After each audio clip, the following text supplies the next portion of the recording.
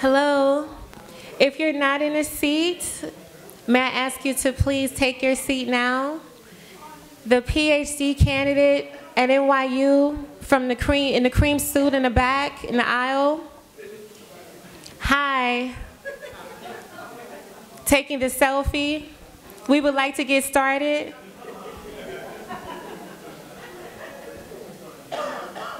Thank you.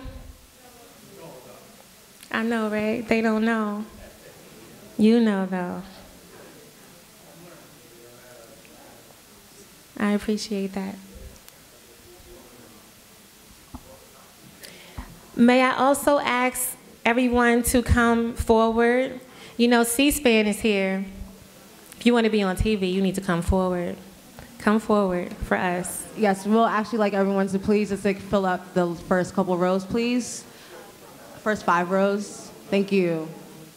We'd like it if you incorporate swiftly so we can get started. Thank you very much. The volunteer in the aisle in the tie, could you ask the person behind you having a nice conversation, can you all come forward? Thank you.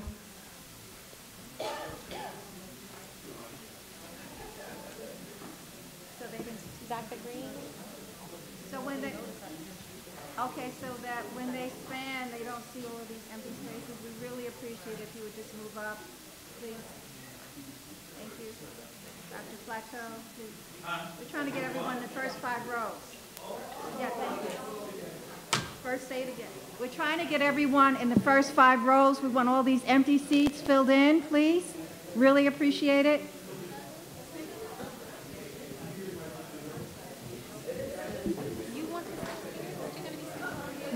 People on the side, if you can come up, please. Yeah.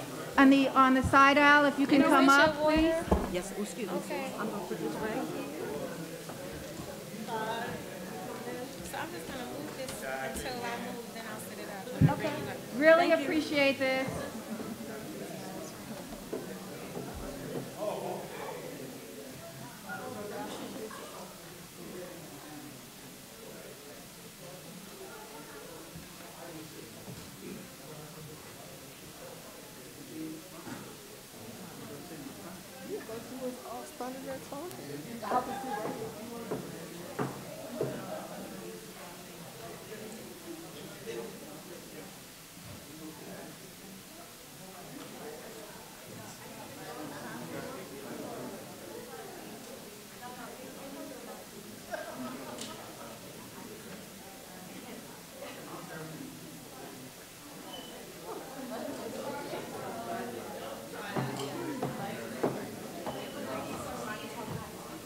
I'm sorry?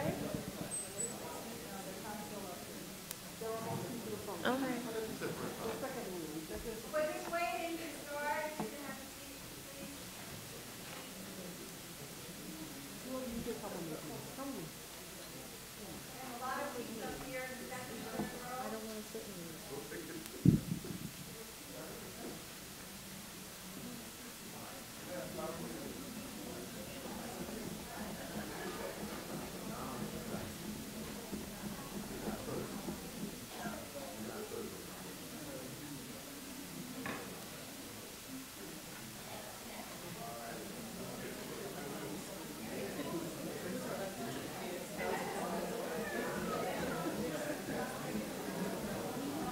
We thank you for your cooperation.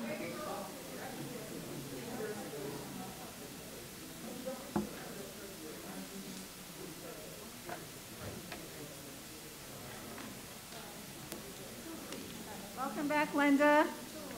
I'm Miss Taylor.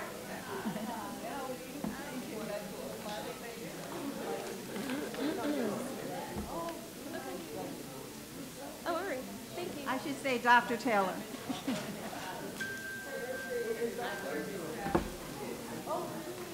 Somebody's phone?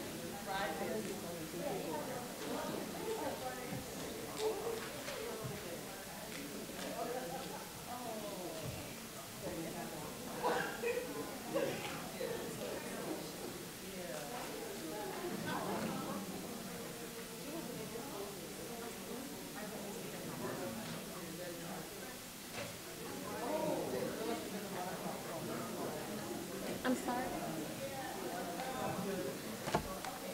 Good afternoon. Welcome back to the 14th National Black Writers Conference. We are again happy to have you here today for our last day of the conference. You may wonder what is the current state of publishing for Black writers and what are some of the highlights that Blacks have made in the publishing industry, as well as what are some of the challenges. Our next group of panelists bring years of experience in the publishing industry, and we are pleased to have them join us today. The first one is Ms. Linda Duggins. She will come up and introduce the rest of the panelists. Let's give her a round of applause, please.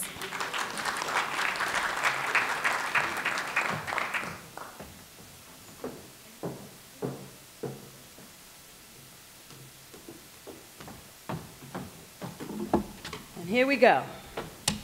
Good afternoon, everybody. Good afternoon. What's that? That?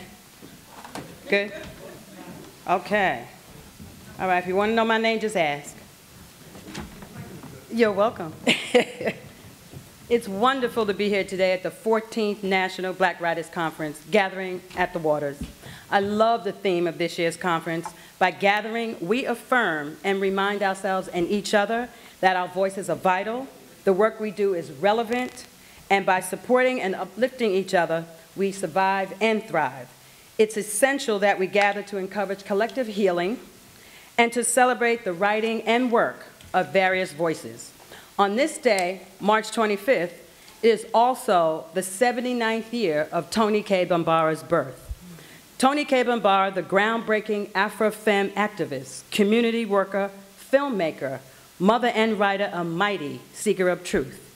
She made a significant contribution in literature, culture, film, feminist practices. Some of the books that she authored are The Black Woman, an anthology, The Salt Eaters, Those Bones Are Not My Child, and Gorilla My Love.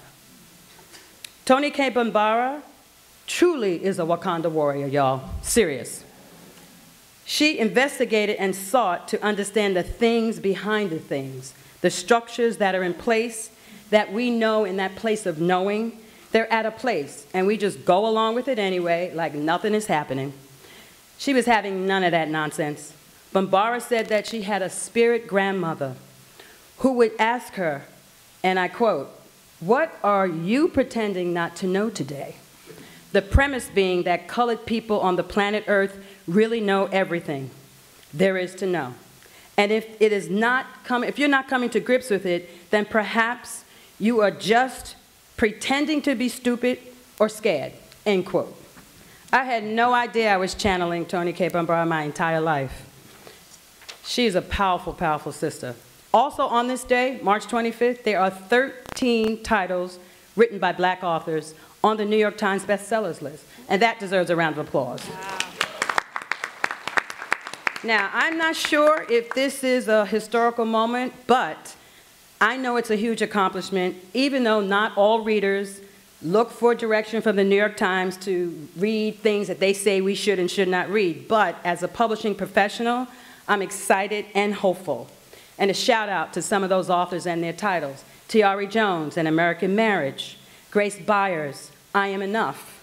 Brian Stevenson, Just Mercy. And Vashti Harrison, author of Little Leaders. I'm also thrilled that Lena Waithe, actress, producer, and screenwriter, graces the cover of the most recent issue of Vanity Fair, and the brilliant Jacqueline Woodson, a National Book Award recipient and the recipient of so many other honors. She interviewed Lena Waithe. Lena said, quote, "The hardest thing about being a Black writer in this town is having to pitch your story to white execs. Also, most of the time, when we go into rooms to pitch, there's one token Black executive. I wonder if they think it makes me more comfortable. It feels patronizing. I'm not against the Black exec, I just want them to be more." So how do we get more Black folks in the room? How do we create and support spaces to include us on a regular basis? Toni Cade Bambara believed that her job, a writer, a cultural worker, one who belongs to an oppressed people, was to make revolution irresistible by celebrating those stories within the Black community. She said the fact that we are all still breathing is cause for celebration. And can I get an amen on that? Amen. As we gather at the waters with all of you and our esteemed panelists, Rakia Clark, senior editor, Beacon Press, also had editorial positions at HarperCollins, Viking, and Kensington. Chris Jackson, vice president, publisher, and editor-in-chief of One World Imprint at Random House. Y'all don't know this, but he's like a hit maker, seriously.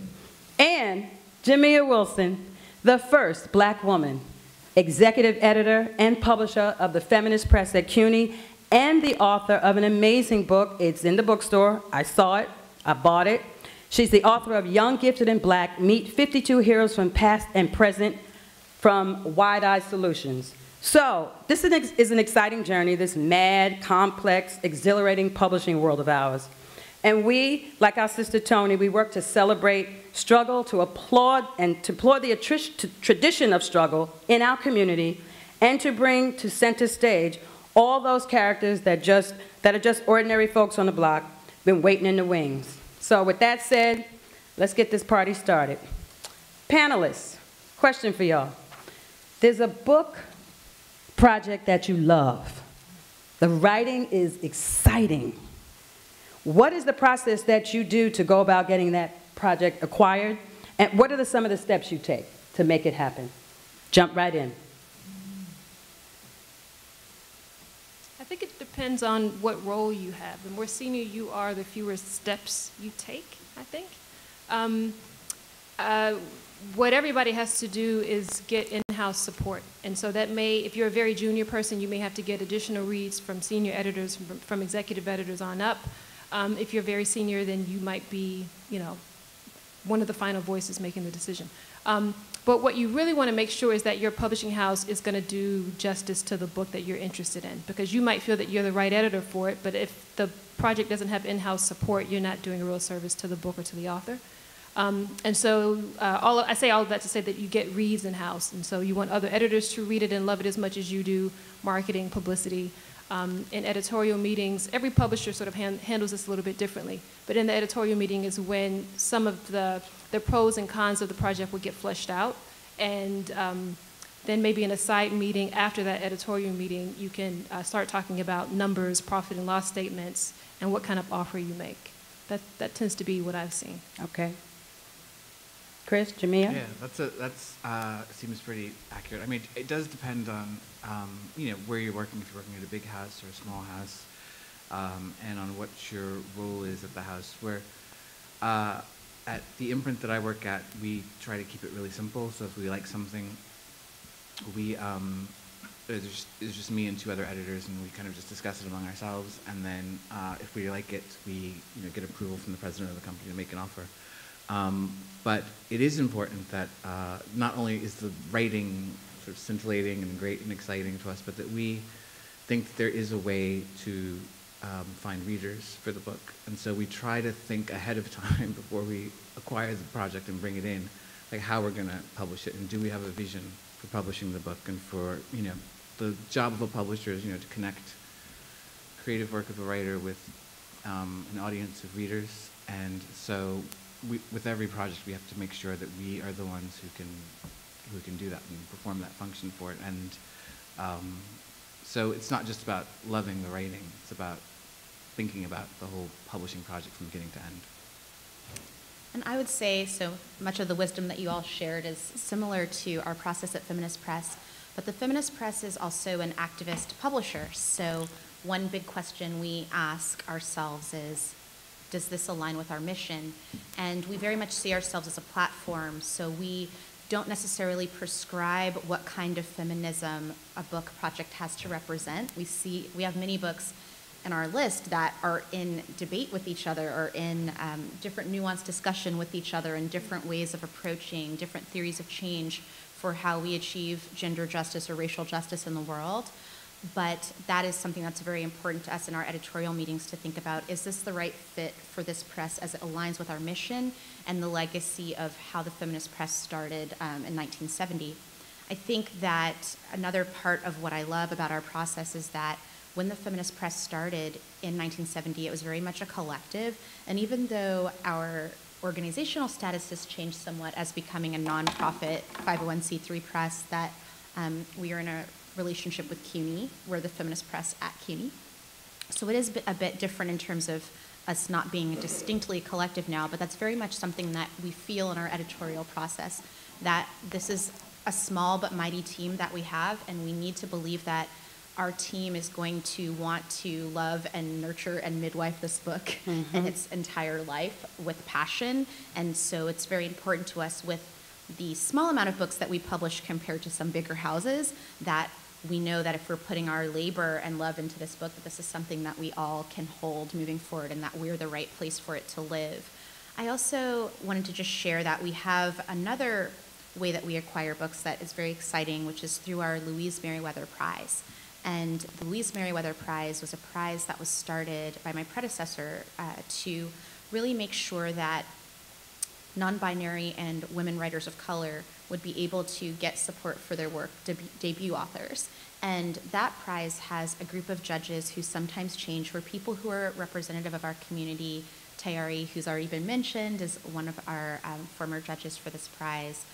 We also have people like Brigitte Davis, and we have our former prize winner, YZ Chen, who just won the prize, who's going to be on it as well.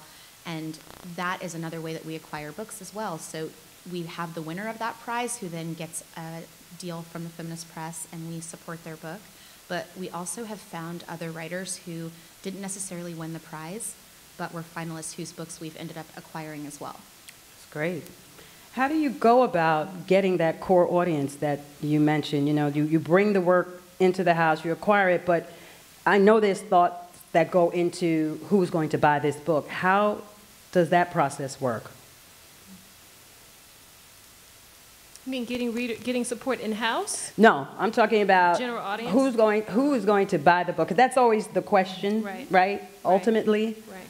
So it's the core audience for that particular author. Like Tayari Jones, for example, we published her first 2 books. I was her publicist.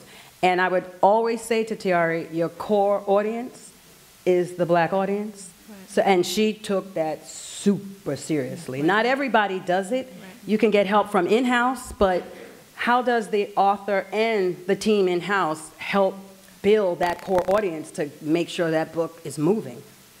I think when the submission comes into me, usually the author or the literary agent has some idea in the pitch. They're either comparing it to books that I'm familiar with, or to movements, or to people, and so that's usually the starting off point. I may agree or disagree with that, but that's always sort of the beginning of the conversation. Oftentimes you're sort of finding the intersection for 2 different things, so you might say it's this meets this, and then only after you read it will that make sense to you. Mm-hmm. But I think, well, the press that I work at, Beacon Press, is a nonprofit mission-based publisher, and so we work with a lot of activists as well. And a lot of our authors sort of understand the social justice ethos of the press, and so that's sort of the first thing. For my publishing house, does it fit what we do? And that's not the same question. I wouldn't have asked myself that exact same question when I worked at Kensington or at Harper or at Viking.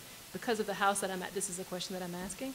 And so, sort of to start, does this book appeal to an audience of people who are interested in social justice issues? If the answer to that question is no, then I know this isn't the right house for it. Mm-hmm. And even if I love it, then I'll say, this isn't right for Beacon, but have you checked out, Jamia or Chris or, a number of other editors who might be more interested?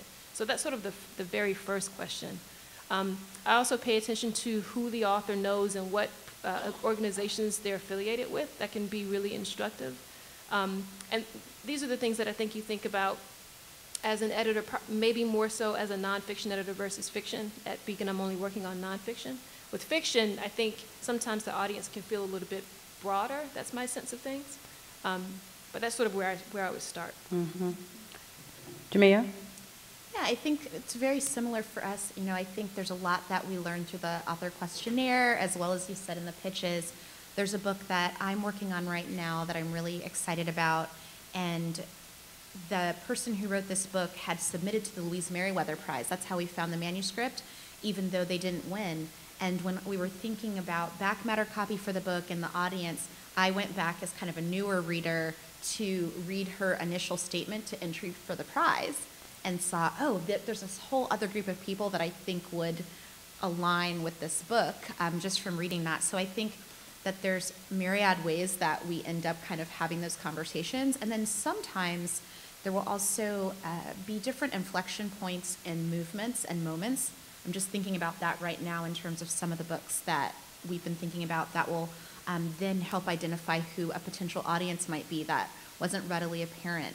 I will say, for example, too, some of the things that we just receive feedback because we are also out there at different events related to feminism, et cetera, conversations that come up have helped us kind of identify different niche audiences within our broader readership who are hungry for different topics. So, for example, one of those right now that I'm really interested in acquiring is related to disability audience communities who have disability, communities of color, and other marginalized communities who have stories and narratives around disability and chronic illness. There's not enough of those stories out there, and we feel that we've heard from our community that that's something that they would be interested in. Yeah, and I work at a large, huge publishing company, Penguin Random House. Our imprint is part of it. And so we have this thing that we do for every book where we try to think of it in two different kind of tiers. Like Penguin Random House generally is a huge sales force, huge publicity department, huge marketing department, and they have a way of doing things to reach what I would describe as a broad mainstream audience for their books, which is the primary audience that that they're kind of pursuing, particularly in the imprint I work at, which is rather the publishing group within the company, which is the Random House Group. Publishes very mainstream history, fiction, memoir, best-selling books, right? What we try to do in our imprint is make use of that machinery to some degree, because I think almost every book we do, like we publish books typically from, what you might call sort of marginalized, underpublished groups, and we publish in a way that is intended in part to find new audiences that are underserved, with stories that are really important and necessary for them. But at the same time, I think that those books can be for anyone who wants to read them. So we try to think of every book we do as being a big book in the sense that we're going for the broadest possible audience. But at the same time, sort of like you said about Tiari, every book also comes with a core reader that we want to find. And that's always been the challenge of sort of big mainstream publishing companies, is looking beyond what they consider to be the mainstream to all the other kinds of readers that are out there. So part of what our mission is to try to find ways to cultivate those other kinds of audiences and keep the publishing vision sort of aligned with not just like the big mainstream, but to find the real core audience. Because the core audience is not just a matter of the people who will first buy and support the book, but I think there's also part of the sort of moral case for what we're doing is that these are often audiences that don't have ways of finding out about the books, don't have access to the books, and don't have books published to them, so that they don't see their stories represented and they don't see their lives represented in the issues that are important to them. So it's critical to what we're doing to find those audiences. But then also, this is something that I've seen happen again and again and again, is if you find that core audience and you can create a real sense of energy and excitement in the readers who care about it the most, that can often extend beyond and start to spread, with that initial energy. So it's so we try to have this kind of two-tiered, probably more than two tiers, but we try to have this multiple-tier approach to every book we do, so that we're hitting the core, but we're also trying to publish it in the biggest possible way from the outset. Yeah, you talk about you want to have this huge impact, and oftentimes those marketing dollars are not there, Huge impact, not that big of a marketing budget, and so a lot of times publishers talk about the social media aspect of it, the Instagram, the Facebook, the Twitter. How does that play into it in helping, or is that real from your experiences, or maybe speaking with your authors?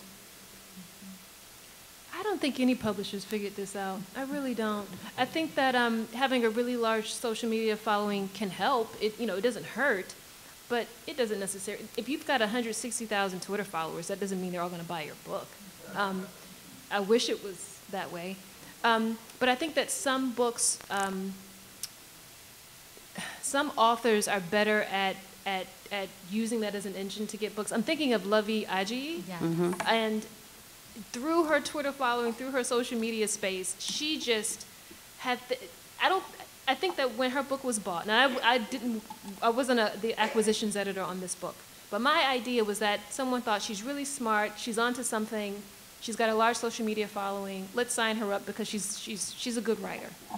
But I don't think they ever imagined what that book was going to be. But she knew who her audience was, and she knew how loyal they were.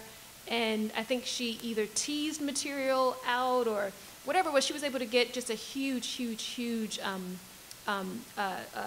section of her social media followers to actually buy the book before it came out. So it was an instant New York Times bestseller. And even if you are not the author, that your publishing house is sort of, you're not the lead title, you're not the book that's discussed first or second in the marketing meetings, that sort of thing. When you become an instant bestseller, you've got everybody's attention now. Mm-hmm. And I think that, so for Lovey in particular, or maybe authors who are writing, not just because they have a lot, her audience, I feel that you've got the humor aspect of it, you've got the very pop culture aspect of it, and that all really worked for her. I don't know if that would work the same way for somebody who's writing a very serious, biographical tome sort of thing. So sometimes it works out, but I don't think that publishers have really figured this out yet. And I think I agree with you, and I know Lovey really well and have gotten to see her career build over time and grow. And she's really an organizer and a movement builder. And so it has been really cool to see how she's been able to be really intentional in terms of just getting her community behind it. I felt like, as someone who was watching her on social media and seeing her at different events, that I was getting to be a part of every step of her process with the book. So I remember, when she signed, there was a post, and you got to see that, and all the other steps of the way, that there was an investment that I had as a member of her community in the story, and it felt like our story. And I see that in Francesca Ramsey's approach, as well as the community she's built around her book. I think her book's called Well, That Escalated Quickly. Yes, I'm working on that one as well. I love it. I love it. I just got a copy of it. It's beautiful. And so she's someone else who I feel that I've been able to see as someone who's in her community and on social media every step of the way, how this book connects to the larger culture shift she's pushing for and the community. And also, as a Black woman, I feel invested in the success of this book and the understanding that the amplification of her voice amplifies mine, and really wanting to make sure that I share her book everywhere. And so I definitely, as someone who came to publishing as an organizer who liked to write on the night shift and was starting to write my own books and connect and be a part of this, I really like to work with organizers or people who, or entrepreneurs who have their own built-in communities, who are going to also hustle within their communities to help uplift, to build events and workshops and things like that that will get people to make a deep, intimate connection with the text, because that's how the feminist press has been alive for so long, that we have a strong community that is connected to who we are. There's great book clubs and all sorts of different ways that people engage with our books at different movements, etc. There's marches where we are there and we're selling those books. So I like to see that in our authors as well. It's not the case in every situation that we have, but it is helpful when that right community comes, we're with the author, and they know best about how to enliven their community. Yeah, and I think some writers are more sort of native, I think, to social media than others. I think if the work feels like it sort of emerges organically from the work and the persona that they present in social media, I think it's really helpful, as opposed to them people using social media just as a tool to sell. I think some people, social media is part of their art, part of their expression. And you think about like this sort of explosion in poetry that's going on right now, and how so much of it started on Instagram. And it wasn't that Instagram was used as a way to promote someone's book. It was that the poetry, almost the form that it takes, is native to Instagram. It's like Instagram poetry. And then it, when the books came out, people were already sort of, I think, primed and interested in the writers for their writing, not just as people who were merchandising and selling. Right. What are some of the things, your mindset, your behavior that helps you in your job? Because I would imagine as publishers and acquiring editors there's a lot coming at you all the time, and folks who don't know have this expectation that you could just publish whatever you feel like. So how do you do what you do and you stay true to you?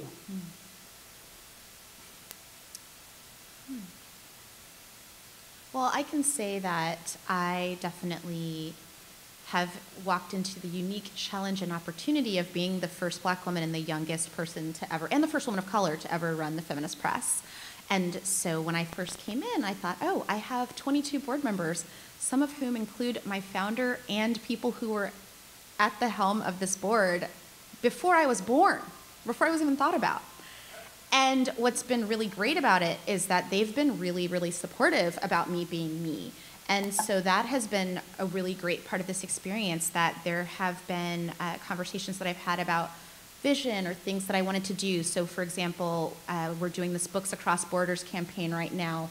We wanted to highlight that we've been investing in immigrant writers since the very beginning, and that I wanted us to have a really strong message to say, Louise Merriweather Prize winners, the last two have been immigrants, and right now immigrants are being threatened in this country in very dangerous ways, and we need to show solidarity. And the board has been really excited and supportive of that, even though I've had some people who were, longer term supporters who have said, oh, but what does that have to do with feminism? I think it has to do everything with feminism and intersectionality, which Black women created. But I think that for me, it's been wonderful to know that although there are different ways or approaches that I'm taking things with, that I do have that support. And I would also say in terms of how I balance things when maybe I have a new approach that isn't necessarily received with excitement up front, because one of the board members was teasing me and she said that I could be her great-granddaughter if someone really did the math, that it was actually mathematically possible. And I think that for me, it's really been about tenacity and just continuing to show people why this sort of change doesn't negate any legacy or history. It actually builds upon it, which is something that I very much believe in anyway. What we just saw yesterday at the March for Our Lives couldn't have happened if Black Lives Matter didn't happen. It couldn't have happened if the Children's March didn't happen in the 60s. It couldn't have happened if all of this other intersectional work hadn't been done. And I think that that's something that I like to kind of connect those dots. And then finally, I just think that the self-care part is really important. So I just am really doubling down on taking care of myself. You were talking about the type of survival and moving from survival to thriving. And so I am really big into getting my acupuncture and being serious and intentional about it, letting my staff know that I have to go to my breath work sessions when I need to do them, and taking care of myself and meditating in my office and letting people know that that's what I'm doing when my door is closed. Because at the end of the day, for me to be able to make decisions and to show up as my best self when things get hard, I need to take care of myself so I can treat other people with the way that I would like to be treated. Mm-hmm. Yes, right on. I'll try to follow that. I'm lucky in that I'm at a press that's very much aligned with not just what I'm interested in, but also a lot of things that I believe. And so I don't bump up against, this project goes against my core anything. And I can't say that every editor feels that way all the time. I've been pretty fortunate in that respect. I also, Beacon Press is based in Boston. I work remotely from my apartment in Harlem, and that is a real luxury. And so I have some days where my hair is like that, and I'm in yoga pants, but I'm about the business though. But I'm on my couch, and I've got my tea, and I've got NPR in the background, and so for me, it's the setting where I work best. And I think everybody for themselves knows, there's a certain part of the day where you're functioning at your highest rate. And there's certain foods, and there's a cadence to your day that if you had it your way, this is what it would look like. And I get to do that every day for the most part. And so I'm under no illusion that that's a real luxury that I have. What I can say is that the projects that I get to pursue, the longer I'm in the job, the longer I'm in the industry, the more yeses I get when I really want it. And that just sort of happens because people will begin to trust your taste. But I get no told, I hear no a lot too. I'm probably going to hear no on Tuesday, and it's going to break my heart in an editorial meeting. Yeah, I think my experience is very unique in that I'm at a place where it's there's an activist bend, there's a social justice angle to it. I'm working on titles that I really, really love and that I would read on my own if I wasn't the acquisitions editor. And then I get to do all of that in the venue that I want. It's not a bad gig. Awesome. Yeah, I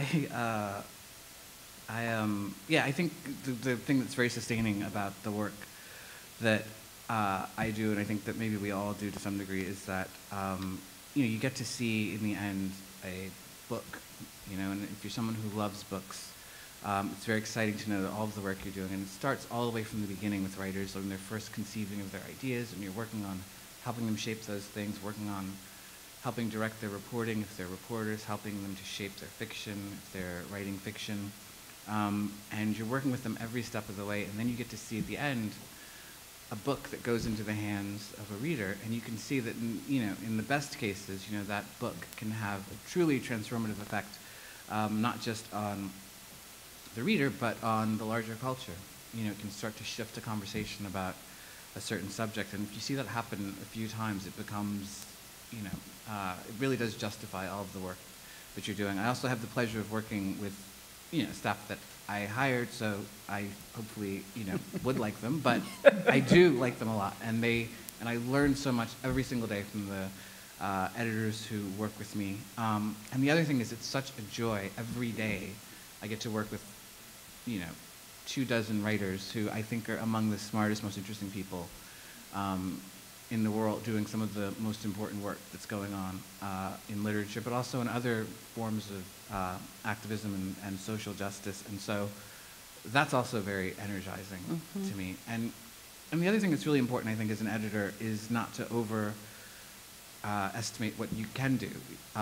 So one of the things that happens is when people find out that you're an editor, they think, like you said, oh, you can publish whatever you want. And that's true to some degree.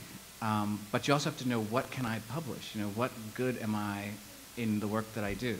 And that means I can't publish anything I want. Some things I'd be a terrible editor and a terrible publisher for. And so I actually have a pretty narrow frame of things that I know that I can bring some kind of, I can add value to as an editor, as a publisher. This is one of the reasons why it's so important that the industry as a whole be as diverse as it can possibly be, because I know that I can't do every, quote unquote black book, because some of them are just not going to be things that I have any connection to, or I can be the right editor for. So we need, dozens of black editors out there instead of the, fewer than dozens that we have, and dozens of black publishers and independent publishers and corporate publishers and mission-driven publishers and people who are selling, pulp fiction, like whatever. We need that entire kind of ecosystem. But I also have to know that within, the still developing ecosystem, I have to know what I can do and do that as best as I can. What are some of the projects that you're working on that you're really excited about? What's coming down the pike? Most immediately, I've got a book coming out in May 8th, called The Heritage. It's about black athletes, sports, and patriotism. And this book has been in the works for about 2.5 years. And the author, Howard Bryant, he writes for ESPN, the magazine, and it's got a beautiful cover. It's a really fantastic book. He was able to interview Colin Kaepernick at the very end. And so I think it's incredibly timely, and we're making a big push for it. Jamia? I'm really excited about Training School for Negro Girls by Camille Acker, and she is a debut author, and it's going to be coming out this fall. It's a beautiful book, a love letter to Washington, D.C., where I also have some history. That is a love letter with complication to that city, and also it explores the complicated lives of black women in the context of D.C. in a short story collection. I'm really excited about it and love being its editor. Chris? One of our books that's coming up pretty soon is by a woman named Mona Hana Atisha, who is an Iraqi immigrant pediatrician who was the main sort of whistleblower for the Flint water crisis. And it's a book about, well, it's about lots of things, but mostly it's about the crisis, which is something that, I discovered as I started working on the book, how little I actually knew about what happened in Flint. And it's one of the most important and appalling stories, I think, of our time, you know, that the government basically poisoned the most vulnerable people in one of the poorest cities in this country, and then when they were caught, tried to cover it up so they could keep doing it. And that even now, you know, they don't have drinkable water there, but it's also, so that's itself like a very dramatic and important story, and Dr. Mona was key in getting that information out, but it's also a story, and this is something that we try to do a lot of at the imprint, it's a story about like many other kinds of issues. It's about a story about immigration, because she was someone who, her family fled Iraq because of what was going on with Saddam Hussein. She had a family, she came from a family of activists, and they fled only to come here, of course. And you know, one of the most memorable events of her childhood is when she saw these images of Iraqi kids being poisoned by Saddam Hussein. You know, and then she comes here, she becomes like an activist pediatrician, like well before the water crisis, working in Flint, which is, you know, a majority black city, one of the poorest cities in the country. And then to discover that the government here was poisoning, or allowing the poisoning of its children, just like in Iraq. So you start to see sort of the similarities of how power operates in different places. And so it's telling a much broader story, but also about how communities can come together and fight for change, as they did in this case. And I think even what happened with the march yesterday is another example that I think, and what happened with Black Lives Matter. And I'm also doing the book with Alicia Garza, so I've been sort of thinking about the kind of ways these sort of stories overlap, how people can stop where they are and make a change, and which is certainly what happened in Flint, and what's hopefully something that can be modeled in other fights for social, environmental, and racial justice. Yeah, and to your point, I want to give a big shout out to that young sister, 11-year-old Naomi Wadler, yes, on the March for Our Lives yesterday. I mean, that young woman, that young girl, she represents all that is decent and humane in all of us. I mean, and if she does not have a book deal from yesterday to today, somebody better jump on it and give that child a double, triple book deal. She is amazing. We are pressed for time, but I wanted to make lots of time for your questions. Anybody have questions out there? Okay, let's go. Okay. Brenda Green, director of the conference, in case you didn't know. Okay. When each of you asked about the books that you're working on, and even when you talked, I mean, there's really a definite push for nonfiction. And so from your perspective as people in the industry, what is the role of fiction in these turbulent, critical times today? So Feminist Press recently, in the past few years before I came, was pretty heavy on the experimental fiction piece. And I am mostly a reader of nonfiction, but having read back through that list, it has converted me into being a bigger reader of fiction, because it's helped me see that being able to envisage worlds that are greater and bigger than our own, more just than the ones that we're in now, or vastly more unjust, if that was possible in that way, in terms of, and the change that people can make within them, has really helped me to see what's possible in a way that stories that are steeped in reality can't. So I have found that even outside of our own list, now I am gravitating toward fiction more than I ever have in my life because of reading our experimental fiction at the press. Also, we have always had a history of publishing global feminist literature and fiction, as well as translations. And I am learning now through reading these beautiful pieces of fiction from all over the world that I'm starting to learn about cultures like, we're doing one that I would have mentioned as one of my favorite books upcoming, which is called La Bastarda, and it's the first book translated in English from a woman in Equatorial Guinea, which is the last Spanish-speaking colony, former colony of Spain. And it's a queer experimental fiction book as well. And that book is teaching me things about the Fang culture and about Equatorial Guinea that I would have never accessed if I hadn't read this book, and I would have never known about this wonderful sister who's written this book and who's now going to be speaking at Penn World Voices very soon. without it. So I think fiction plays a strong role, and I also think that it allows us to think bigger, and it allows us to capture imaginations and stretch them in the ways that they need to be stretched to really change things. For me, fiction is an escape. I work on so much nonfiction for work, and I read a lot of nonfiction for work so that I'm aware of what the market will bear. And sometimes I just want something I don't think about anything that's related to work. Also, some of the most beautiful writing is in fiction, just for pure craft. So that's the role it's got for me.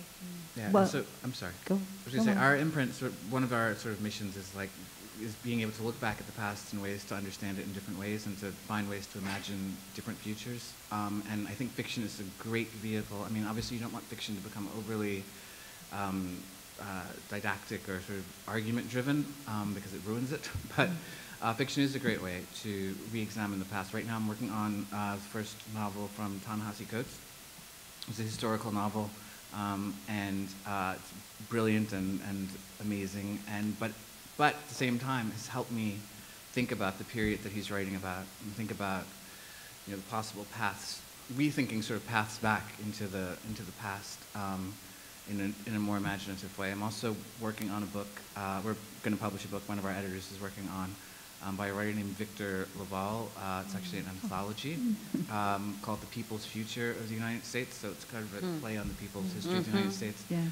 And we're just finding writers from different communities who are able to use fiction as ways of imagining different possibilities. Not dystopic necessarily possibilities, but hopeful, even utopian in some cases, possibilities for what can happen. Thank you.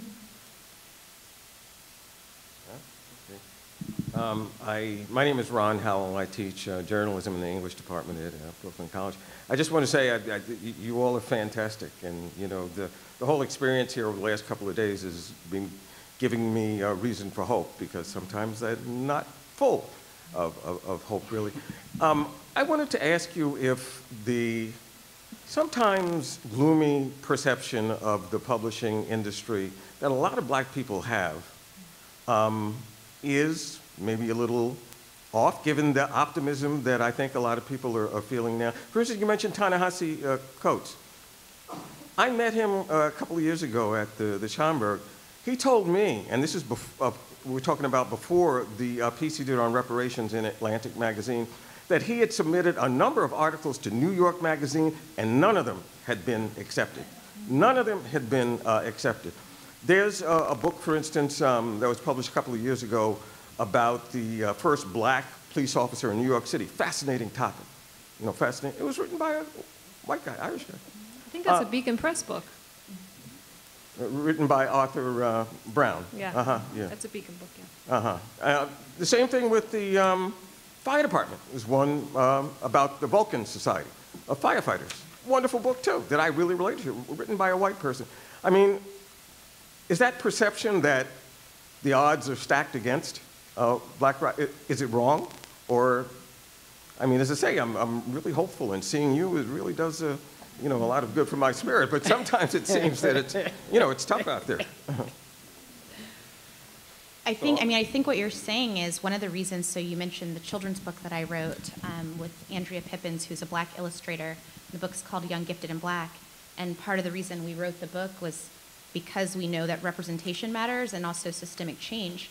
And the fact that children's lit, for example, is 80% white was something that we wanted to change, that we're an anomaly that a black writer and black illustrator produced a children's book for mainstream corporate press that was focused on a love letter to black children. But we did that in part because we didn't have those exact same books growing up. And both of us are around the same age as well. So I think that one of the reasons that I decided to be a part of my role at the Feminist Press is that I do believe that we need systemic change in the industry as it relates to having more people who represent the reality of our full diversity in life. I would love to see an industry that looks more like what I see on the subway every day. I think that would change the books that we see and that we're reading. But the reality is that in many of the industries we have right now, we are not represented, but I think that I have a lot of hope because we have each other. We have a community like this one. We have other people who are supportive and mentoring, and also some of the white folks who are our allies who also see that this needs to be changed. But I do think that you're illuminating an important point that needs to be talked about, which is why one of the big parts of what I'm putting into our strategic plan is to think about the ways in which we can create a future of publishing that is more diverse. We see ourselves as a springboard for many debut authors of color and non-binary and women authors, as well as many of our interns who go off into other publishing houses, sometimes in corporate publishing as well, who come with feminist ideas and intersectional perspectives, and we are seeing that reflected in the books that they're acquiring at the houses that they work in. I'm curious, are you talking about the perception to be published or to the perception of to get into publishing, like to work as an editor or a publicist? Or I guess all of those things, but an impression of writers, for example, that, you know, that it's an uphill climb, and more so for them being black. Arthur Brown himself, who wrote that, the book on the first black police officer in New York City, he wrote an article saying he was embarrassed that it was him, a white Irish New Yorker, who had to do it. And he made the case in an article, it might have been the Chronicle of Higher Education, I don't remember, that blacks were having a difficult time getting published. He said it himself. So it's from that perspective, too, of a black writer. Well, it's being so deeply entrenched in the publishing industry as an editor and as a gatekeeper. I don't want to assume what writers think, but I think the success of black writers today, and Linda mentioned 13 on the New York Times bestseller list. That doesn't say everything, but that says something. I think that there's an appetite in publishing houses for work by black writers. That's what I sensed. So if the perception is, I don't want to say the perception that black writers have it harder is wrong, but I also know that in editorial meetings, there's a real hunger for it. So yeah, I'm not sure how else to answer your question. No, that's much appreciated. Much appreciated. I mean, my own experiences, I do have a book coming out with Fordham University Press, and it's been a great relationship. But still, my sense is that it can be, you know, more of a struggle than it needs to be. And I say that actually feeling more heartened just by being here over the last couple of days and hearing you, and I just want to thank you again for it, and maybe we'll see what I can do to make things better. Thank you. Yeah, thank you. Good afternoon. Rochelle Sultan. I'm a published author and writer in the DMV, Washington, D.C., and I'm currently working on publishing a memoir. It's highly personal. It addresses mental health and suicide prevention. I don't censor my writing, but I did write the book with the black woman in mind. I've interviewed a number of editors. This is actually a question posed as it regards to editing. So I've interviewed a number of editors, and the prospective editor that I ended up with, given the fact that we kind of connected personality-wise, is British from the UK. So my question is, because my spirit is yearning for a black female editor as it relates to my story. And I've already had her review a few chapters, and it came back to me, the markup came back to me with things omitted that I felt were important to be in the document. And so my question is, how important is it to select the right editor, and what are the things that you look for when you're choosing an editor to edit your work, and the important things that you want in the work? Because I don't feel that she's culturally the right person for my project. Did I ask the question properly? I think if she's culturally not the right editor, then she's not the right editor. Okay. You know, this gets back to one of the earlier questions, excuse me, at the top of the conversation about what do you do when something comes in and a submission comes in and you're not sure what the market is for it. Oftentimes you set up a call with the author. And sometimes in publicity or marketing or the agent, sometimes it's a very big call, sometimes it's in person, and sometimes it's a one-on-one call. And in that conversation, I'm trying to figure out who the audience is. Sometimes I'm trying to figure out, do I connect with this person? So there might be something on the page that makes me think there's something here, but do the author and I connect editorially? Do I get the sense that I think there's something here, but there are 10 major changes that I'm gonna require. Is this author gonna be okay with that? And so that's all to sort of suss out before the work begins, are you an editorial match? The editorial mismatch cannot be just cultural. It could be, there are lots of reasons for why this editor might not be the right editor for you. But I think you don't have to convince yourself of that. At the start of the question, you sort of said you don't think it's the right match. Well, of all the editors that I interviewed, she was the one that I connected with spiritually. So I assumed this is the right editor. Now, we haven't started the editorial process, but then when the work came back, given the byline of the story, she took out a lot of things that need to be in there. And she's not the first editor that I've worked with. I understand how editors work, but I just didn't feel that that was what my story needed. I need someone who can connect with my story. It's a story that includes culture, Nigerian culture, American culture, Black American culture, but again, I wrote the book with the Black woman in mind. Because the Black woman is me, it's my story. So. Yeah, I do think it's important to connect with the person who's working on, whoever you're collaborating with on the project, because, I mean, it's good, I think, also for you to have a very strong instinct about what you're trying to say and who you're trying to say it to, so the editor has, like, so you know what the editor's there to do. Like, maybe, I'm not sure what work you want your editor to be doing with you, but yeah, I think it's really essential that there be, like, a real tight sense of collaboration. I think a lot of times about how, I think it was Ishmael Reed who once said something about how, you know, if you allow other people to tell your story, they'll vulgarize you. And I think it's one of the things that's really important is that you don't collaborate with anyone who you think will take your story and reduce it, you know, or put it in some other box and not let you tell it as you want to. Yes. Thank you. Thank you. My name is Troy Johnson. I run a website called AALBC.com.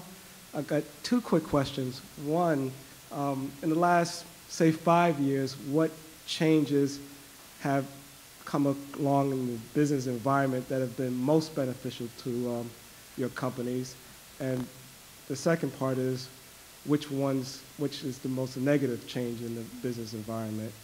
And actually a third question. Of the opportunities that you see, which ones have you not been able to take advantage of? And I'm asking that question from the perspective of independent publishers, that those that might be able to take advantage of those. So best thing that come along in the last 5 years, worst thing that's come along, and perhaps opportunities that independent publishers can take advantage of that you guys can't for some reason. Well, I think one thing I've been thinking about a lot, Feminist Press, is, you know, last year, Merriam-Webster decided to make feminist the word of the year. And now we're seeing with the Time's Up, Me Too, the sort of more mainstream conversations about feminism, that we are starting to see some of the more corporate houses, people who have more resources than we are, starting to bring in imprints that are doing more feminist work. That are bringing on some of the people who would have been our authors in another context, who they're able to give them bigger advances now and that sort of thing. And so I feel like I think I could answer your question, all three of your questions in this that I'm exploring right now about, you know, what is it around this moment that is important for us as the Feminist Press, and what is our role in it? but how do we stay woke to make sure that the integrity of feminist publishing is maintained when there are ways in which I do see some places kind of using the feminist banner to not necessarily promote what I think is connected to liberation. And so that's just a question that has been in our mind about, oh, this is a moment where there are people who are open to the books we're putting out like never before, because there are these other platforms and of opportunity and openness, and people are talking about it at the awards and Grammys and the Oscars. But there's also now celebrities who are creating their own funds and publishing their books in other contexts, creating their own publishing companies that are putting out feminist content. And what does that mean for us?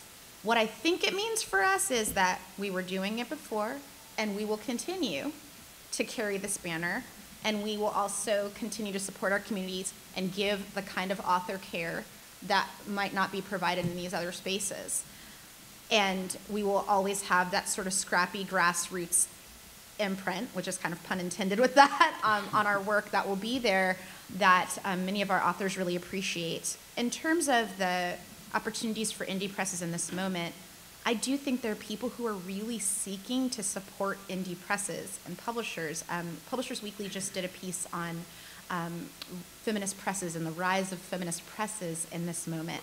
And I just love that Deep Vellum just sent a tweet about how they said, oh, well, feminist press was already rising and continuing to do that. And so it's great that this piece is out, but this was happening and will continue to happen, and we will hope to continue to rise with the tide. So I think that one of the things I'm thinking about the fall is that there's many Black women who are in my circle who are starting to put out their debut books that are coming out in the fall. And I've not had a year like this year where I knew so many people personally who were about to do that. But I also wonder, okay, we're having this moment right now, but what do we need to do to create a foundation where this is something that's sustainable and not a passing fancy that is going to change over time when the next big thing happens? I think for me at Beacon Press, what's probably been the best is that people are more, the resistance is real. And I think the public is very interested in books that are either about activism, about social issues, and that's sort of what we've done for a very, very long time. Beacon's been around, I think, since the 1860s. I'm probably messing that up. I think you can do the math backward, but this year I think is our 163rd year, something like that. And so, now more than ever, our list is doing well. And when we look at the number, the sales figures for our books, it's books that were published years and years ago that are experiencing the resurgence. That's happening for reasons that none of us are very happy about, but it's what I'm noticing. And then opportunities that we haven't been able to capitalize on, and I think this is sort of one of the things that plagues publishing, is that our lead time is so long that oftentimes things that I'm signing up now, like the Black Athletes and Patriotism book, I wish that had come out last fall. Now, we'd already had the book signed up, the manuscript was in, but there's editing and then there's publishing. And so Chris has mentioned this a couple of times, he wants to see the right editor for it so he can publish it well. Those are not the same thing. Editing is one thing, publishing is another thing, but our titles are editors. I know it can sound a bit confusing. And so the lead time is something that I'm always grumbling about. Like, can we, the manuscript is in, when's the soonest we can have the book out? 6 months from now, are we still going to be talking about it? Maybe, maybe not. And so there have been a couple of things that have come along where I wish that we've been able to take better advantage of it, but that's sort of what the industry is like overall. Yeah, I would just quickly say probably the biggest change, just an ongoing change that's been changing for a long time, and it's a positive and a negative and an opportunity, so it answers all three of your questions, is just the shift in how we sell the books, who we sell it to in the retail environment. There's been recently a semi-resurgence of independent bookstores. There's still a lot of work to be done for independent bookstores to kind of reclaim some market share. Amazon obviously is the behemoth that's swallowing up so much of book sales. But in a lot of ways that's a bad thing because it has so much power, it resides in one customer. It's a good thing in the sense that I do think that digital publishing in general is opens up some more democratic methods of people getting their books out, finding audiences for their books. So that is an opportunity, and it sort of levels the playing field to some degree, although it's debatable how much that's actually happening. And I think the opportunity is, like, I think book publishers, and particularly smaller publishers, I think there's all kinds of opportunities to work with independent presses, independent bookstores, who are still able to make books, you know, to some degree, become sort of the place that you find sort of the heat around books, and eventually it can kind of move out to the larger chains, such as they are, and to Amazon. But I think there are opportunities in this kind of shifting retail landscape for independent publishers who are savvy about it. Thank you. Yes. Hi, I'm Valon Beasley, and I started a career as an educator 18 years ago. I'm currently a PhD candidate at Teachers College and an adjunct here at MedgarEvers. My question is about the fact that one of our honorees here at the National Black Writers Conference, David Levering Lewis, actually mentioned that the current American poet laureate is African-American, an African-American woman. And we also have a number of Pulitzer Prize-winning authors who are of color as well. But as an educator, I do not see a number of the Pulitzer Prize-winning authors or the poet laureates in English curriculums on a junior high school, or even sometimes the collegiate level. And I'm wondering, how can we get the editors and agents and publishers to work with schools and administrators to actually include authors of color, especially those who have proven themselves time and time again, more into the curriculums, incorporated into the curriculums. I myself have used Toni Morrison, and she's on a number of lists for censorship, you know, so you can't use, you know, Beloved even on the high school level across the country. So I just want to know, how can we help to close the achievement gap and maybe form some sort of collaboration between the publishing companies and the schools to actually get more of these authors into the curriculums? No, this gets at course adoption and being part of the canon. And those are two very, very tricky things. Yeah, Tracy K. Smith, I think, is who you're referring to. And she's a brilliant, brilliant, brilliant poet. I also sense that she's come to the literary scene. She's been around a long time, but I feel like her prominence is relatively new.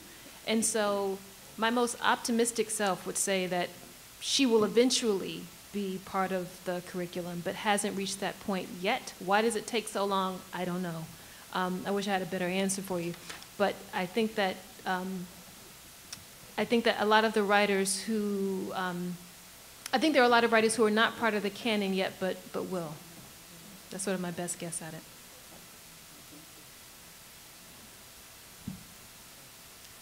Yeah, and I just wanted to say that I think relationships with radical librarians, as I like to call them, are really important in terms of helping with the course adoption piece, as well as reaching students outside of curriculum as well. I mean, maybe I'm just such a nerd because I always have been one, but I'm still friends with my middle school librarian who introduced me to so many great books. I had him at my wedding. I was just at his kid's wedding a little while ago. We are still besties. He loves that I'm at the Feminist Press. And Marty Swist opened my mind to many books that were not assigned to me by teachers, but invested in me and said, oh, I think that this is a book that would be a challenge for you, and broaden your mind. And I think back to those books, and those were books that were kind of more of the censored books or other things that I couldn't have gotten in classes, but that ended up pushing me to think, oh, maybe I could be a writer someday, or maybe I could think differently about this thing than what I'm hearing in school, or to teach me to think critically. So I just think the role of librarians and the partnership with them as well is really important. And we see that so much at Feminist Press too. Some of our biggest champions are feminist librarians who really push for our books to be prominently displayed and to be connecting with teachers about them. Well, we're going to wrap this up. You're the last question, and then we're going to wrap this up. Sorry.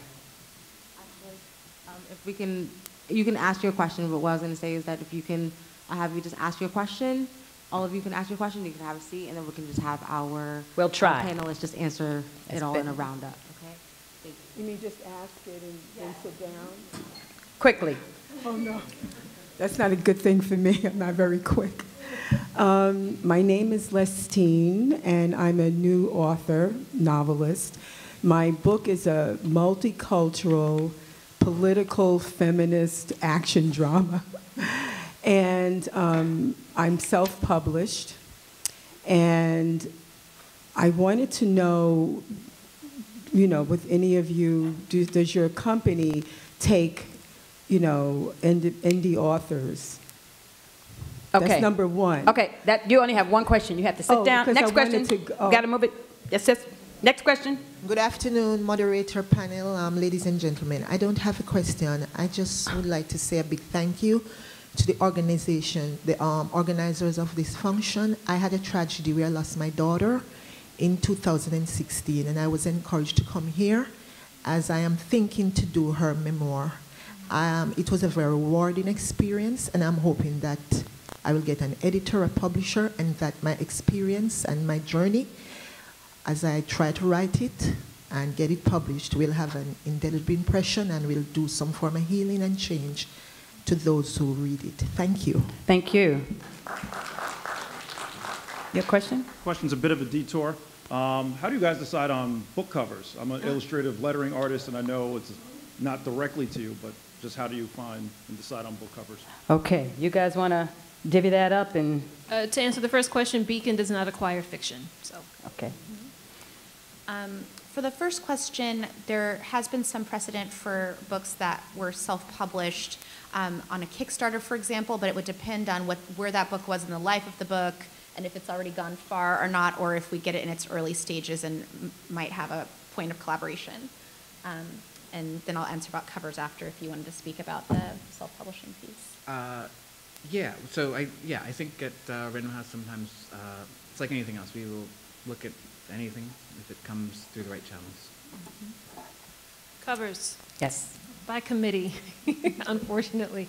The editor, there's a memo that we have to write that says this is what the book is, this is part of the manuscript that's come in, these are some books that, that I like that I think are similar to the direction that we should go in, and then a designer goes and does his or her thing, and then, you know, what the designer then spits back at me is maybe 3 or 4 very different directions, and I pick a direction along with publicity and marketing and sales, and we hone it from there. It's a committee. Covers are not easy. One thing we're trying to do at our imprint is we have an art director who's the one who basically assigns out the jacket design for our books, and we're trying to expand our kind of roster of designers of color, designers from different backgrounds. Right now, that world is very white, and we're trying to sort of find as many other kinds of designers as we possibly can. It's useful sometimes when we have, you know, certain projects we do that where the writer might have a designer in mind. We've met some really interesting designers that way, and we try to keep as open as possible to new faces and new artists, illustrators, and designers for our work. Yeah, and I just will support everything that was said, and to also say that a lot of what we do with our art director and our senior arts managers to make sure, yes, our covers are compelling, but also that we are mission-driven in those covers. So we really work when we do bring freelancers on, for example, to think about freelancers who can represent the community. So we have an upcoming book about Indigenous people and Indigenous author, and so they specifically wanted to make sure that the cover designer was from one of the Indigenous groups related to the subject matter of the book. And I also think that we think about the things, the tropes that we see that are problematic, and try to avoid doing those things in our covers. So I wanted to mention that a lot of our conversations too are about, if we're doing books about Africa, for example, or Asia, we think about a lot of the different problematic themes that we have seen and make sure that those aren't the ones that we're doing, but that we're creating a vision for the kinds of covers that these books really deserve. And that's something we take really seriously too as a team. Well, I want to thank this amazing panel. Jamia Wilson, Rakia Clark, and Chris Jackson, thank you so much. Thank Thank you. Thank you. Excuse me? Oh, yes, ma'am? Oh. Hi, everyone. Can you just take like 10 minutes? We have a musical guest for you. So take a 10-minute break, please, while they set up. Thank you. And then Dr. Green will come with closing remarks. While you wait, could you please fill out a survey to evaluate the conference or post on social media as well? Thank you.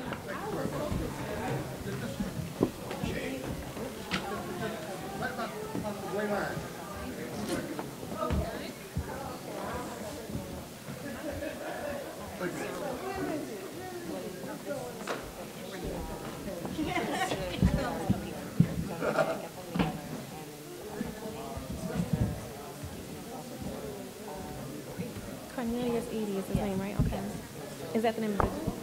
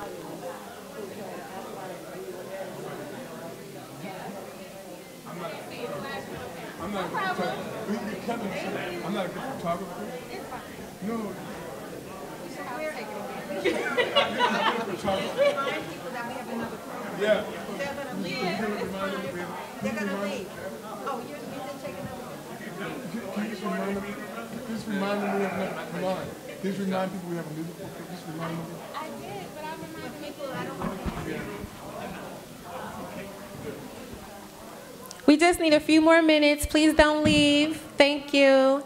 And again, in the meantime, please post hashtags, photos, like us on Facebook, follow us on Instagram. Thank you. And don't forget to buy your books. You can get your books signed by the authors while they're here.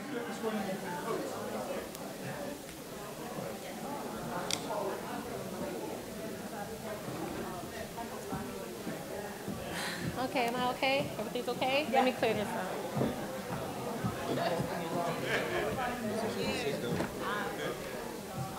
Yeah. All right, cool. So first week first.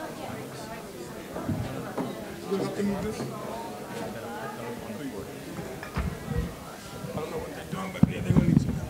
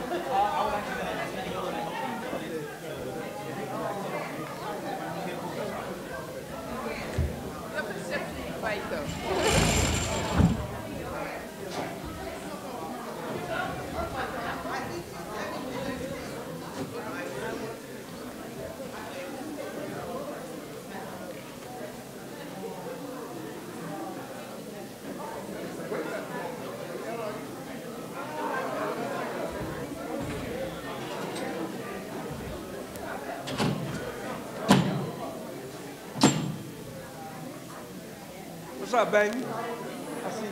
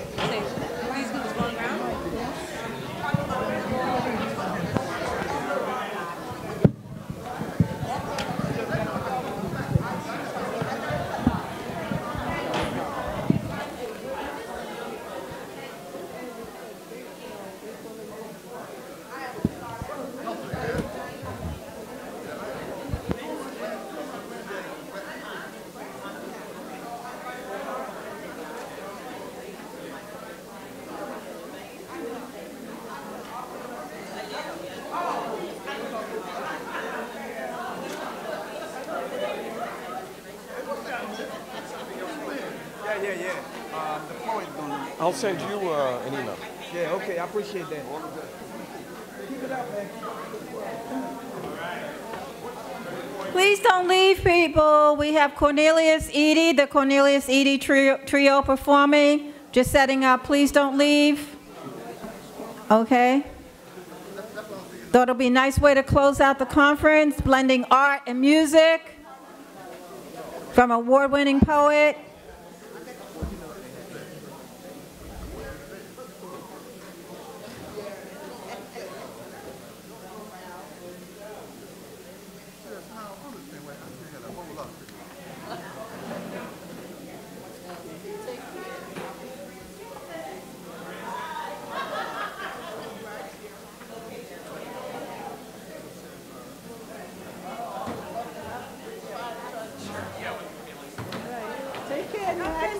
I'm not rolling in. Thank you. Thank you. Good to see you again. Thank you so much. That's great. Yeah, I know. Especially when they start so late. I'm like, oh, just get as much out as I can.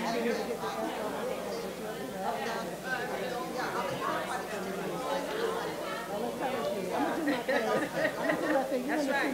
Make it happen.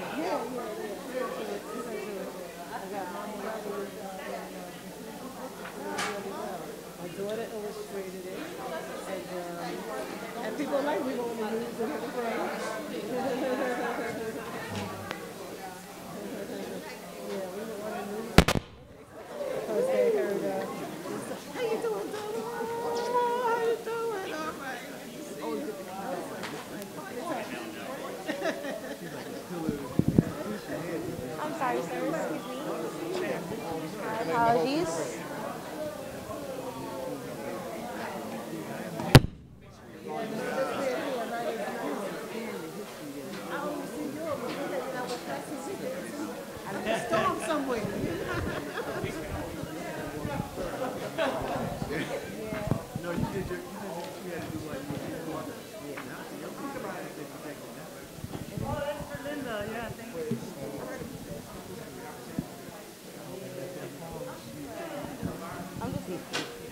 might be too short. I think this might be too short. I'm always at my teacher. I'm always here for the conference. And usually I'm not there this year, like I said. It was good, because usually when you run around, you don't get a chance to everybody else. So this was, I enjoyed it. Do you have a mic stand with a boom?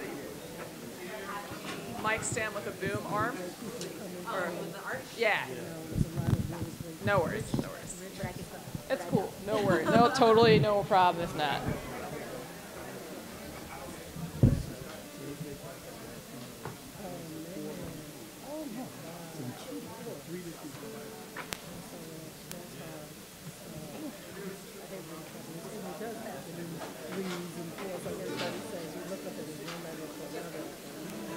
I'm sorry?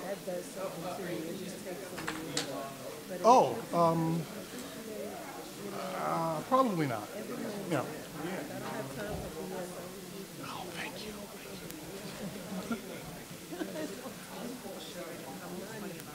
Yeah, no problem. Thank you. Always use one, but thank you. Thank you. Oh, sure, sure.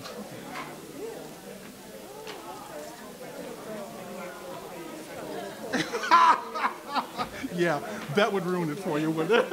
Yeah, yeah. You sure you can't make coffee? Yeah, that would put the hex on me, too.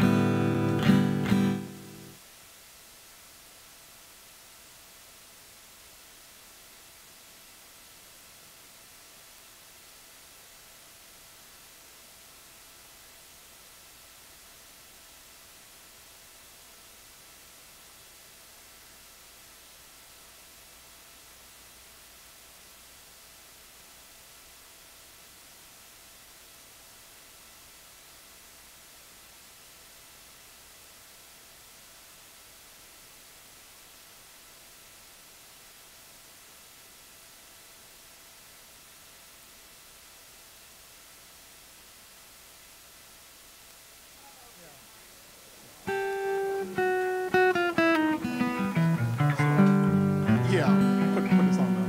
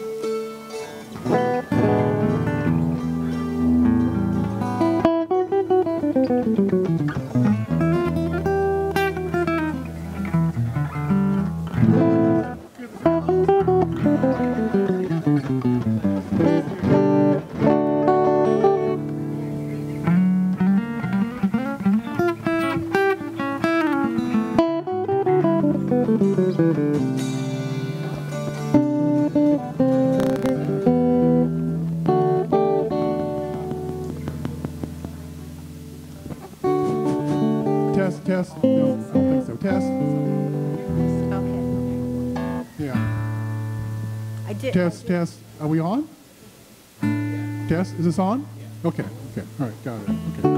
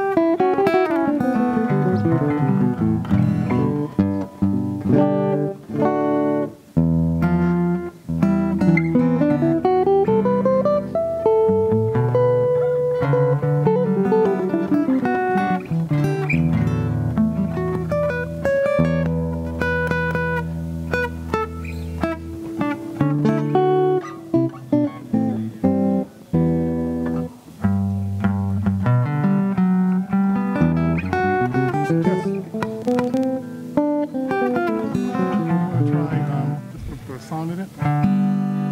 Want to try Sleep, Brother, Sleep is for the sound of it. Ready?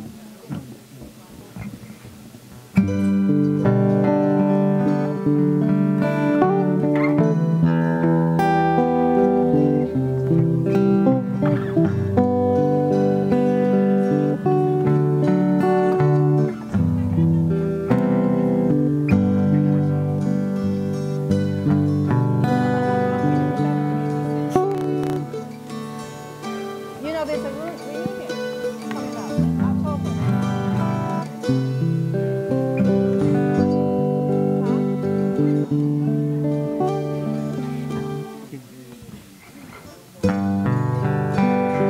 Sarah said he wants to come. Lauren Alexander's on the planning team. Gary Pendergreen. Eric White. He's in DC. We got, if we spread the word.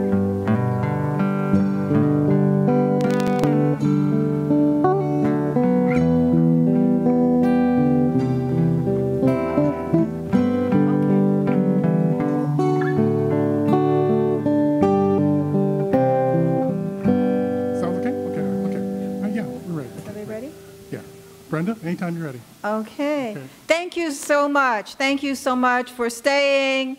This is our closing program. We're very, very delighted to have Cornelius Eady and his trio. But before they begin, I just want to make some closing remarks.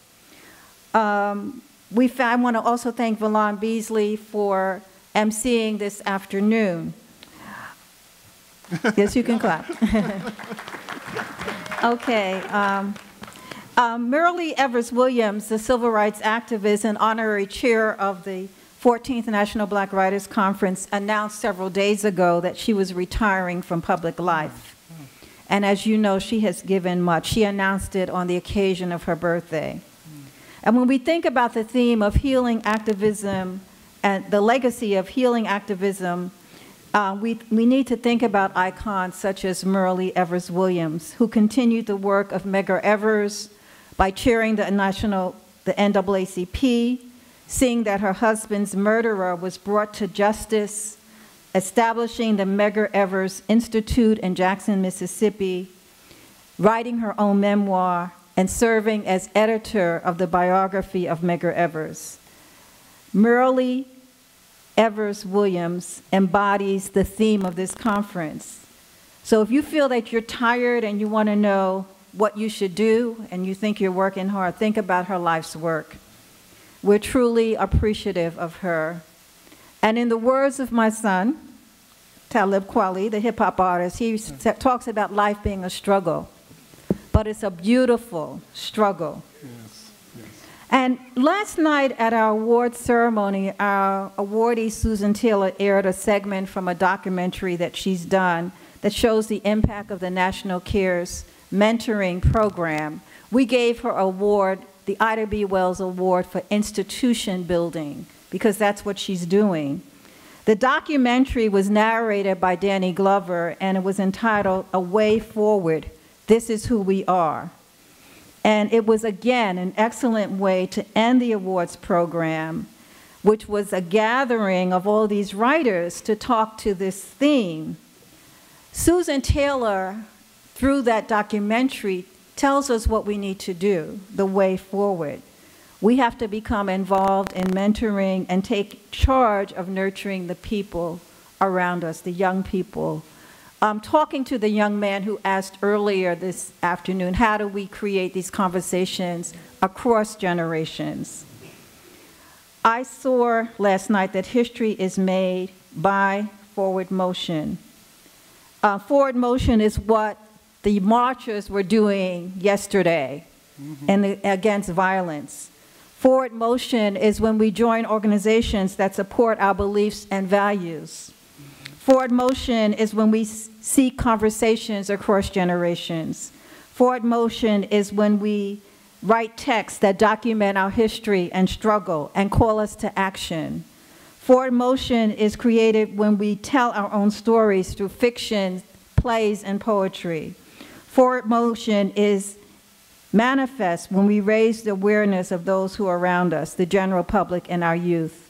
Forward motion is manifest when we examine the interior lives of writers who use their voices to heal and to resist and to tell stories representing their experiences. So I thank you for attending this conference. I hope that you were motivated to write, to rethink some of the issues that we've been raising, to take action, to come up with innovative ways to teach. Our writers, poets, literary professionals, and artists are showing us the way forward. They are in the forefront of the movement for healing and activism. We are the only center for Black literature in this country, and we are committed to continuing this work. You can help us continue this work by going to our website. There's a donation page. And I want to also say that many of the people, many of our writers and our participants who come, they come not for the money. We can't pay them what they're worth. They come because they believe in what we are doing. I thank our program supporters who are listed in your journal. I thank the elected officials who came to our reception and gave proclamations to every writer who was here. We had over 8 proclamations given by our city council people, senators, assembly people, and our congressional leader, Yvette Clarke, for all of our writers. And I also want to remind you, this is a college-wide effort. The planning was a college-wide effort. I have 2 full-time staff, Clarence Reynolds and Maisha Lewis. Some people don't realize the rest of the people who help plan this are volunteers, your interns, administrative staff. I sincerely thank the MedgarEversCollege support team, the National Black Writers Conference Steering Committee, our public relations firm, April Silver and Aquila Work Songs, who ensured we had a strong presence on social media. We streamed the conference for the first time, so I want to thank Troy Hahn and his team for making sure that that worked. And I want to remind you, as we come to a close, to complete your evaluations. They help us to plan for the next year. Our program was restructured based on the feedback we got from the evaluations. Make sure also that you leave. When you leave, the bookstore will still be open. Go to the bookstore. Support our writers. The best way you can support writers is buying their books. And thank you for helping us to keep the vision of John Oliver Killens, the founder of the National Black Writers Conference, alive. And so now we're going to hear from Cornelius Eady and his trio. Music and poetry have always been linked. So enjoy and create the memories. And Cornelius Eady, his biography is in your book, but just to remind you, he is a National Book Award winner and Pulitzer Prize poet. He has set his poetry to song with the Cornelius Eady Trio. His songs tell the story of passing time, the Black American experience, and the blues in the style of folk and American music. Guitarist Charlie Raw and Lisa Lou joining Eady create a layered and graceful arrangements of his songs. And in 1996, Cornelius Eady and the poet Toy Derricott founded Cave Canem, which is a nonprofit organization serving Black poets of various backgrounds and creating a safe space for intellectual engagement and critical debate. We need those spaces, so encourage you, if you're a poet, seek out Cave Canem. And thank you. Let's welcome Cornelius, the Cornelius Eady Trio. Thank you. Okay, so really, thank you for inviting us to come and read. Medgar Evers means so much in so many ways, right? Having a space here that's about us. What I'm going to do is I'm going to read some poems, and then I'm going to do some songs with my trio. I'll reintroduce my trio, Lisa Lou. And though we like saying it that way, like a row, actually it's Charlie Row. So I'm going to read a few poems before I start playing. And the first poem I'm going to read is in tribute to the high school students that have been just changed the world this weekend, right? I mean, it's just been an amazing outpour of activism, which, quite frankly, a lot of us felt we'd never see again, right? Right? It's just one of those moments, and it really reminds you that you don't get to control history, right? And it's always, and history is almost always a surprise, right? And I mean, sometimes it's a surprise like 9/11, and sometimes it's a surprise like the kids watching 800,000 kids walking to Washington and saying no adults on the podium, right? It's been a wonderful moment. So this was kind of inspired by that. This is about guns, right? I mean, people are really talking about this as if it's really complicated. It's not complicated. Get rid of the fucking guns. I mean, it's just not that complicated, right? And what I love about this moment is the clarity of those kids. That's exactly the way they're seeing it, right? You don't have to debate it. You don't have to, talk about either side of it, the other side of it. Get rid of the guns, and you stop dying, right? So, and you get to grow up, right? Yeah. So, anyway, this is called the Second Amendment. Driving out to Long Island, over the Williamsburg Bridge, I spot the young white men on the roof. There's a bottleneck as the ribbon of feeder lanes merge, and the boys on the roof laugh. One of them cradles a mock rifle. Another cocks his thumb and forefinger into a pistol. The way of cowboys and Indians. The way of kids, wishes, aimed and fired. The driver with the headscarf, the driver with the dreads, the driver with the darkest skin, burst water balloon, hacked limb, fucked up puppet cut free. The boys are not quite ready. This is not the day after the dress rehearsal, the day someone regrets putting on a bright hat, or zigs instead of zags, or wisely detours the parade or street fair, then wishes they could drive the afternoon back to its tame beginnings and choose again. This is the day we will ride spotless through their blank mercy.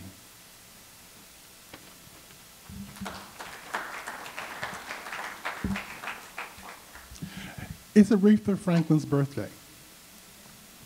Yeah, yeah. And I'm going to read a poem that was inspired by the anthology that wrote poems for the inauguration of Obama. Remember that? His first inauguration. Anyway, Aretha Franklin's inaugural hat.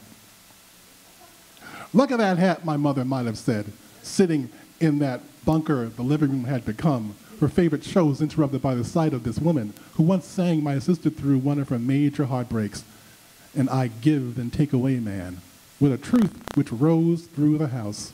I was too young to know which kind of truth, really, and my sister was now learning the words. Her belly would swell from it. Ain't no way, sang the girl who was slightly older than my sister, old enough to teach it.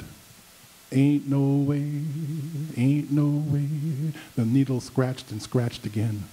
It's not too far-fetched to think of it as breaking skin, a rush of something toxic, tear-raising.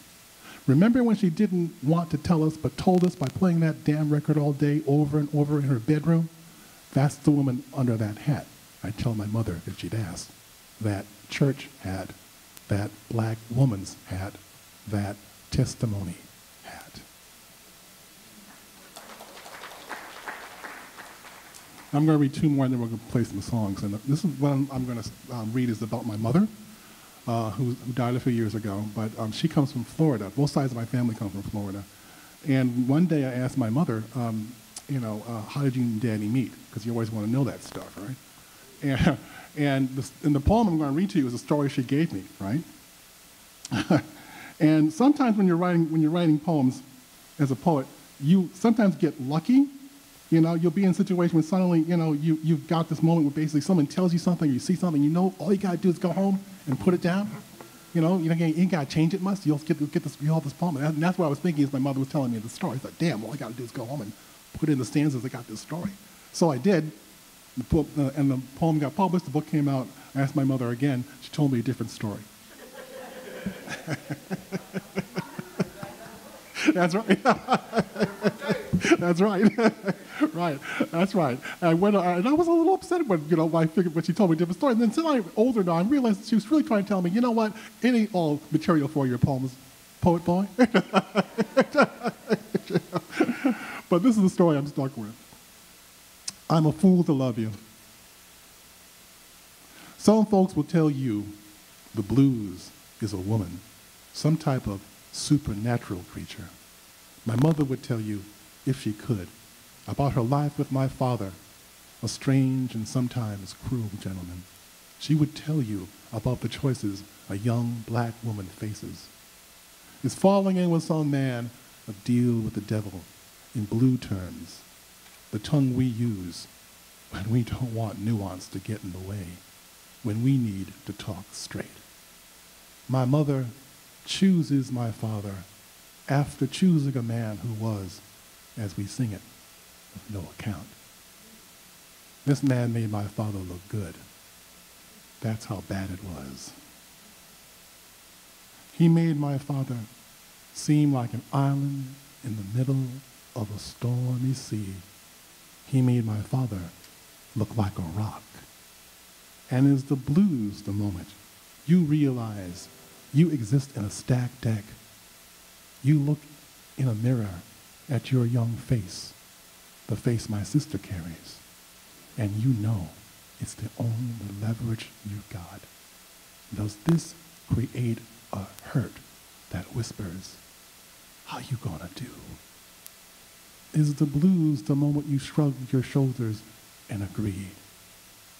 A girl without money is nothing.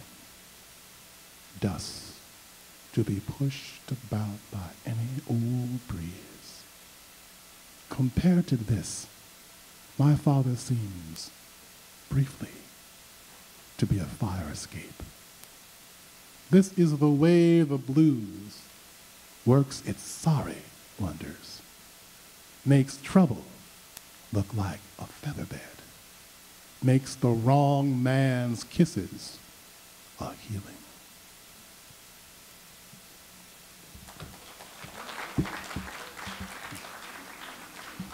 And the last poem I'm going to read is about Emmett Till. It's actually about his casket. You know the story of Emmett Till, that basically when he was murdered, I would say destroyed, his mother put him in a casket with a clear top so everyone can come in and see what happened, what they did to my boy. And this was in Chicago. The casket got buried. A couple years later, decades later, someone wanted to do a DNA test on the body for some reason, so they dug up the coffin and did the test. But by law, you can't rebury the body in the same casket, so they put him in a different casket. But then you have this artifact. What are you going to do with the artifact, right? So they put that in a shed. The people who own the cemetery were crooked. And something had happened. Maybe they were dumping bodies and taking the money or something like that. And the cops came in and closed the place down. And they started when they started searching the grounds, they found the shed again. They found the casket, opened it up, and there were a family of possums living in it. Emmett Till's glass-top casket. By the time they cracked me open again, topside, abandoned in a tool shed, I had become another kind of mess. Not many people connect possums with Chicago, but this is where the city ends after all. And I float still after the footfalls fade and the roots bloom around us. The fact was, everything that worked for my young man worked for my new tenants. The fact was, he had been gone for years. They lifted him from my embrace and I was empty, ready. That's how the possums found me, friend. Dry-docked, a tattered mercy hole. Once I held a boy who didn't look like a boy. When they finally remembered, they peeked through my clear top. Then their wild surprise. Thank you. So we're going to do some songs for you. And the first one we're going to do is for Bree Newsom. You know, remember her? The woman who went up the flagpole, dragged and pulled down the Confederate flag? Yeah. This is called Bree.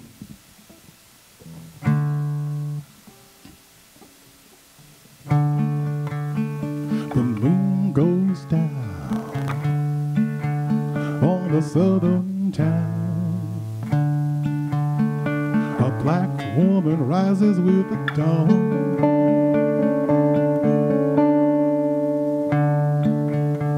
She's up the pole before the police patrol, before the dew dries on the lawn. How can she make you understand? The stars and bars ain't Disneyland. How can she stop that silly movie in your head? How can you tune your eyes to see how a black woman moves when she's free? How many spikes till that beast is dead? Like a super villain just before they punch, the citizens can't believe their eyes. She's gripping that flag, she's waving so free. Sweet black woman against the southern sky. How can she make you understand? The stars and bars ain't Disneyland. How can she stop that silly movie in your head? How can she tune your eyes to see how black woman moves when she's free? How many spikes until that beast is dead?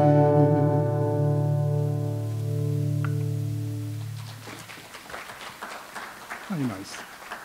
So it's Davida? Right. This one, next one's going to be a poem not by me, but by another poet named Monica Han. I don't know if you guys know her work. She just recently died, unfortunately. I'm now teaching at Stony Brook, but I used to teach at the University of Missouri, and she was in our PhD program. African-American writer who decided when she was, after having her adult life working at the post office, decided around the age of 61 or 62 to go get her PhD. Right? And she almost made it. She almost made it. She died last January, just a few months away from completing the PhD. I think Missouri was going to give it to her posthumously. Yeah, they better, right? But she was able to get one book published, and another one's just coming out this spring. And this is the first poem from that second book. It's called Davida.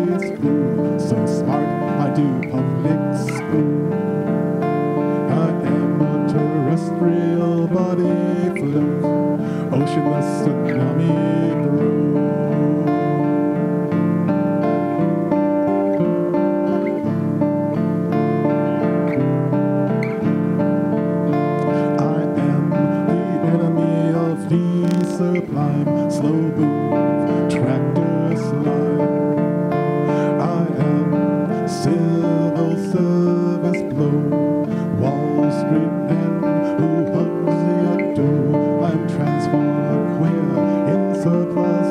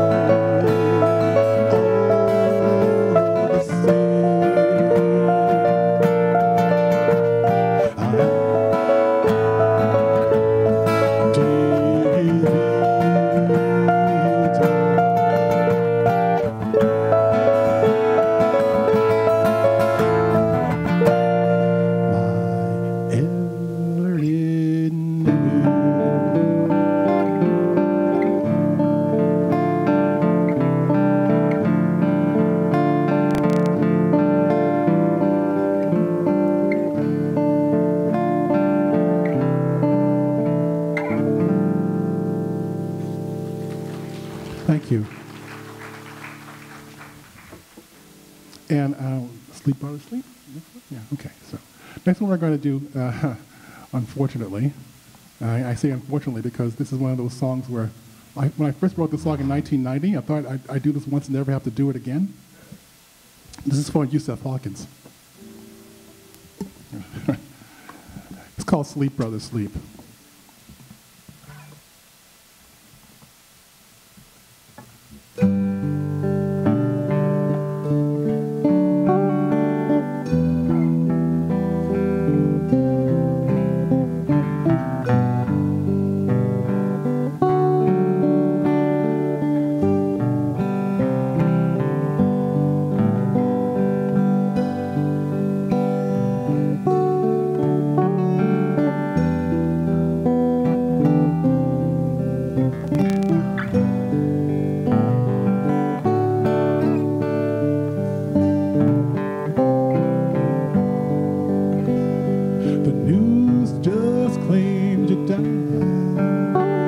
So sad, it's no surprise. Another black lie on the papers. It's been charged. Well, the city's up in arms.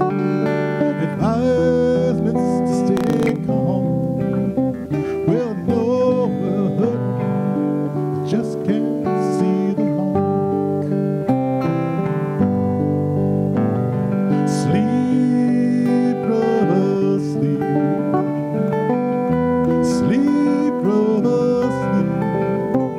You were born a woman, but you died in the street. Sleep, brother, sleep. Sleep, brother, sleep. You were born a woman, but you died in the street.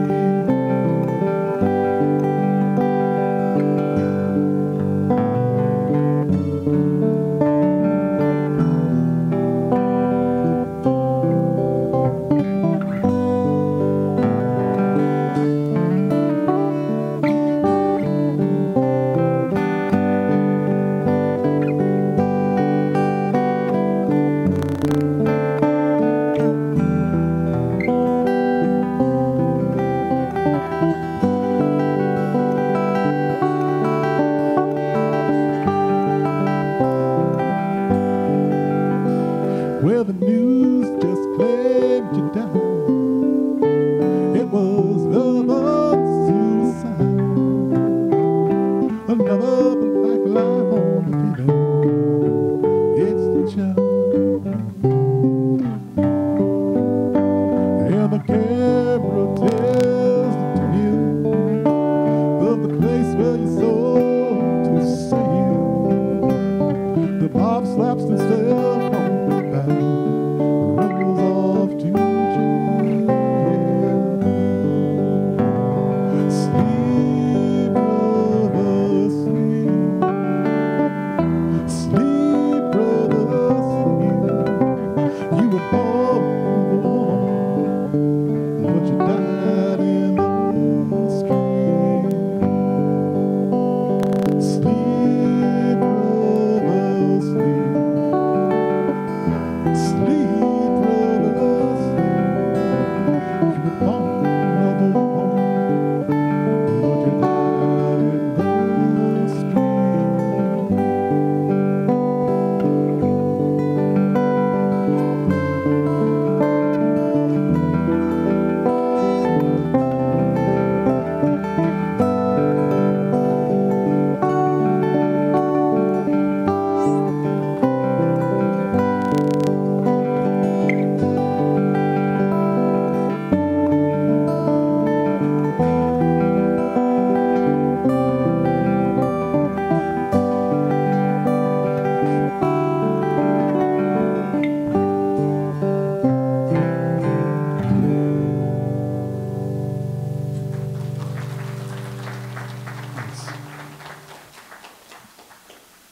You want to do Misery? Okay. The last one we're going to do. This is from, like I said, I actually, back in New York full time, for the last 7 years I was teaching at the University of Missouri at Columbia. You know Missouri, that campus, right? Right? And I'm here now. So, but before I left, this is the last song I actually wrote when I was living in Missouri. And the song is called Misery, which is one of the nicknames for Missouri. Yeah. Where are you from? From Missouri? Oh, you're from Misery.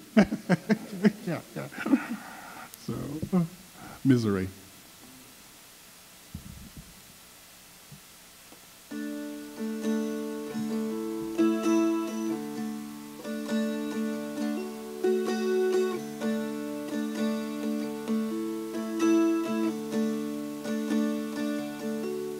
There's a moon above the pines, but the sky is poison. There's a list of the forgiven, but baby, you're not on it. Jesus shot the bullet with your name upon it. Oh, misery. Oh, misery. It's so hard to watch one step when it's open season. So tough to think things through when there's no reason. Ask the man a question, it's a sound of treason.